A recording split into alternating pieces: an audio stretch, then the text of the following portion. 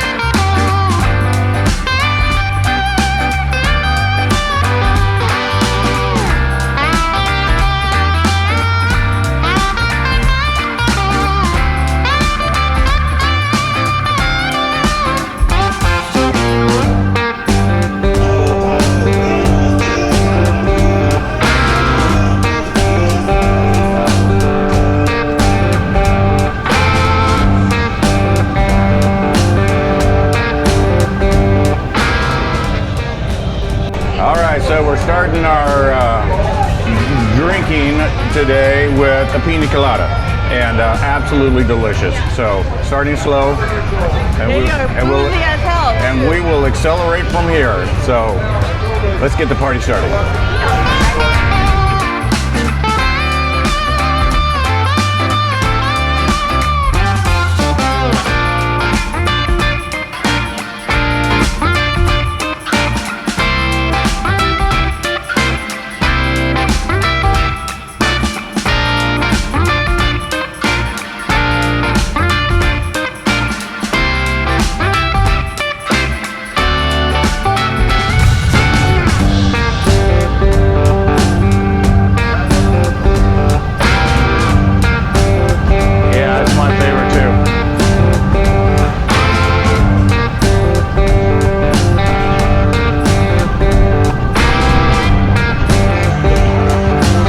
Smile for the camera.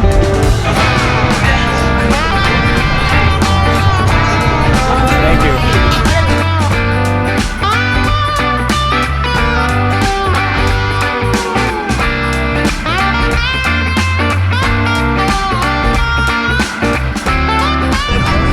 What's the word of the day, guys? So you guys know the story about our beautiful tall ship Alyssa, right? No. What's the story of the battleship Alyssa? No, it's not the battleship. Tall ship. Tall ship. That's a battleship. This is a tall ship. Okay. It's tall. That's the Texas. Tall. That's the so Texas. it's the tall ship. That is Battle is the battleship. That is the last remaining dreadnought on the water. It was built for World War I. So it fought in World War I, fought in World War II. It's the only thing on the water that fought in both World Wars. Wow. And it's the last dreadnought. The last of Roosevelt's Great White Fleet. And so, is it in service? Is it a museum? What is it? It's becoming a museum. We're in the process of refurbishing it now. It's going under about a $35 million refurbishment. It was at the old battlefield by the San Jacinto battlefield, and it wasn't getting enough visitors because it's hard as hell to get to San Jacinto. So they decided, which is how we wound up beating Santa Ana and his boys, because it's a mess up there. So anyway, Galveston and a bunch of cities put together committees to try to get the board to bring it down here because it's privately owned. It's owned by a foundation. It's supported by the state of Texas, but it was here or 4 other cities, and we put together a committee, convinced them to bring it down here. Got it refurbished across the way at the, which is another interesting story. Gulf Copper went to Europe and bought that dry dock. It was actually twice that long. It was a 1,000-foot long dry dock. Damn. And they went to Bahamas. Bahamas was about to sink it and turn it into a reef. So we contracted with Gulf Copper to go and buy it, cut it in half, bring this half back here so that they could refurbish, and then we gave them the contract to refurbish the Texas. And as soon as the Texas is done, we're moving it over here as a museum. Hopefully, I want it between here and the Ocean Star. But the city is saying they want it over on Pier. The port is saying they want it over on Pier 15, which is way the heck down there. Bad idea, but at least it's here. Yeah. As opposed to Corpus Christi was vying for it, Bay City was vying for it, and not Bay City, Baytown was vying for it, and a couple of other places. But we managed to convince the foundation that they were better off here. Very cool. Yeah, it's a lot like bringing the Midway to San Diego. I was writing articles for the paper. I was writing different committees, different councils, different everything to try to convince them that it should be here. And I feel very good that it is. Yeah. Because that was when I landed in Galveston. I said we need two things. We need the Texas here because it was in San Jacinto at the time. And then the second thing we need to turn this into. Have you ever been to Key West? Yes. Okay, you know what their Sunset Pier is, right? No. Okay, Sunset Pier at Key West is out there, at the end of Duval. They have a huge pier about like this, a little bit longer maybe. No, maybe about this long. They have a long pier like this. And Sunset Pier, every night at sunset, tourists, locals, they all come out to the end of Duval. And they stand around, and in the meantime, kiosks come out, food vendors, jugglers, magicians, acrobats, they all come out and they do their thing for a couple of hours, get their donations, sell their conch fritters. Yeah, sell their conch fritters.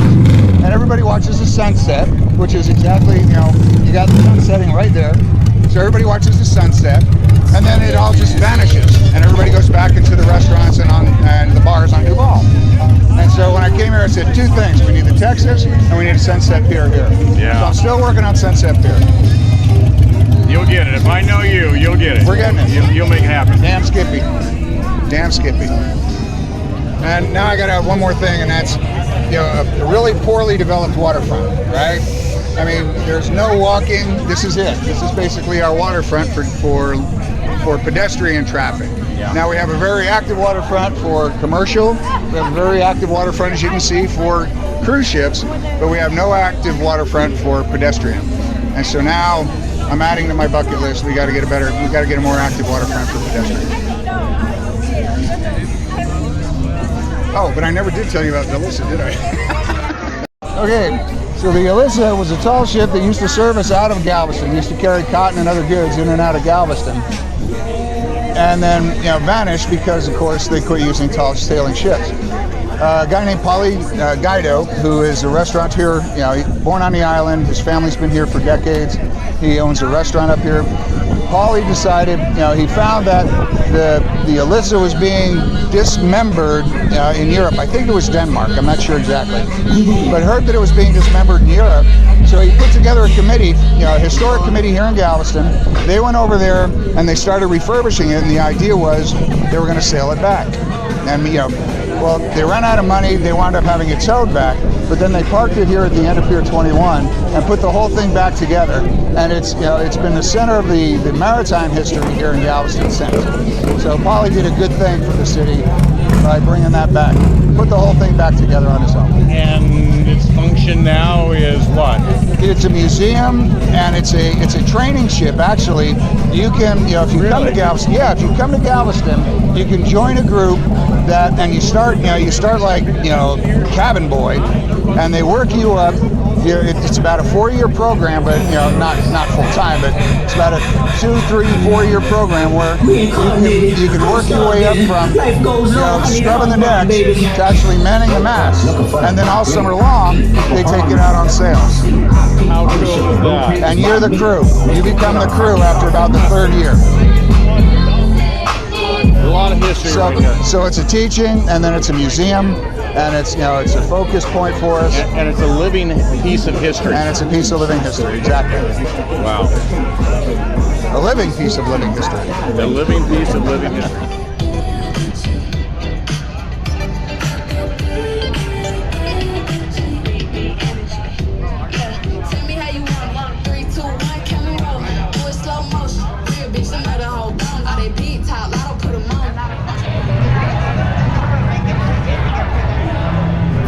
So friends, this is a fundraiser behind me.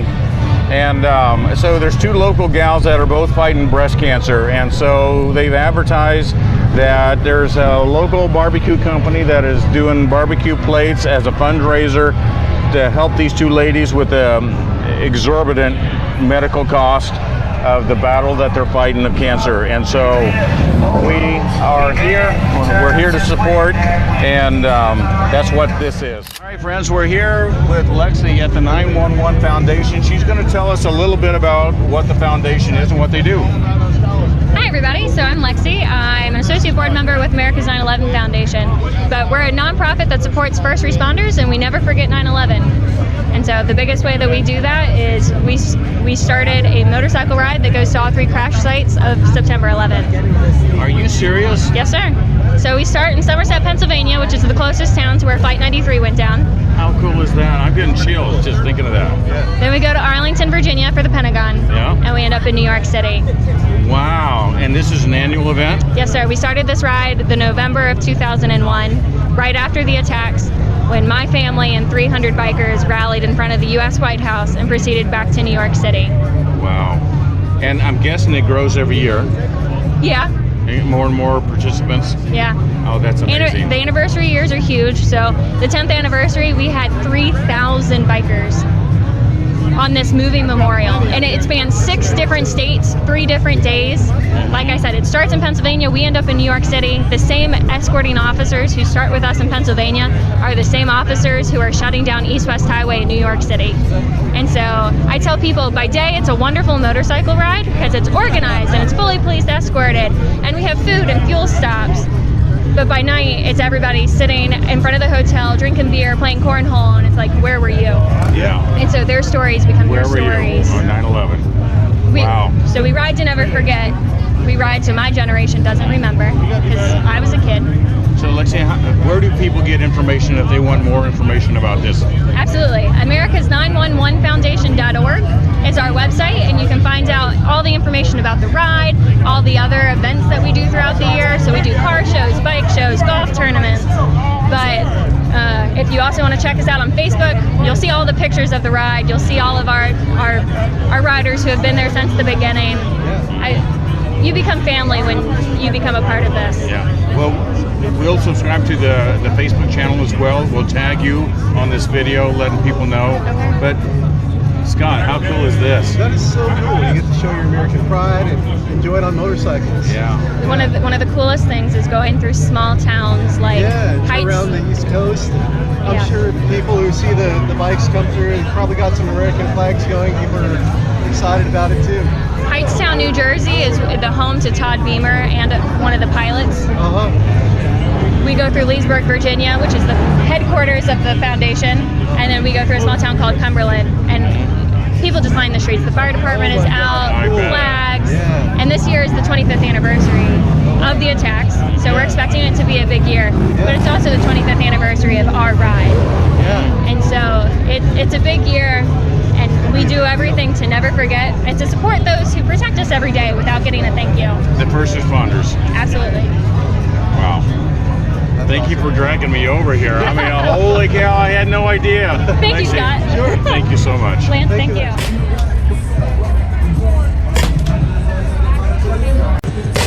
There you go.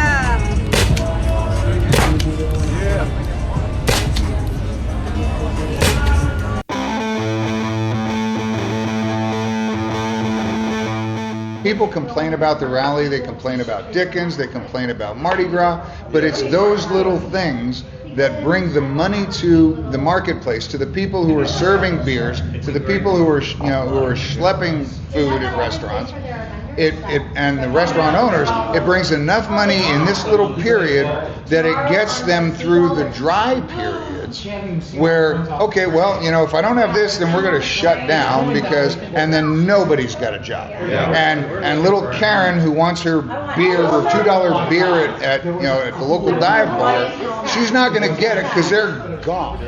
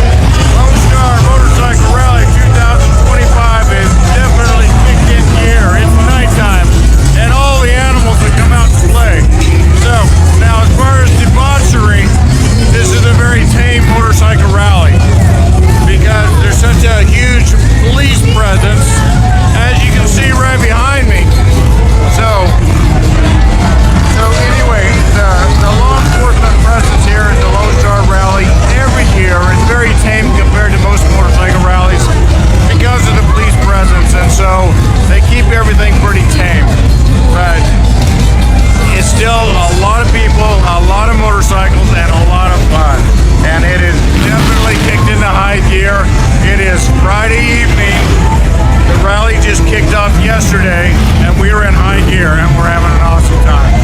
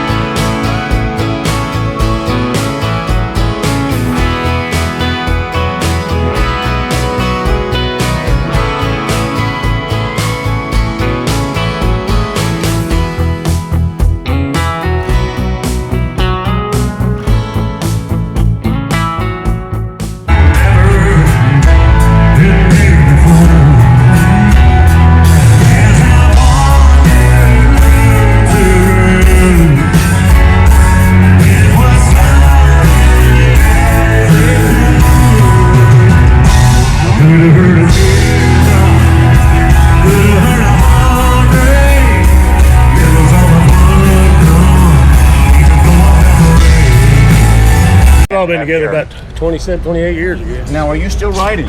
Yes. What do you ride? Oh, well. Everything? Well, yeah, I had 3 at one time. Uh-huh. So, but me and my wife, since she rides with me most of the time, it's an Ultra Glide all. Ultra Glide. Yeah, I gotta have it. But it's let's just say it's been hopped up a little bit. Hey, can I get a shot of you two guys together? Yeah.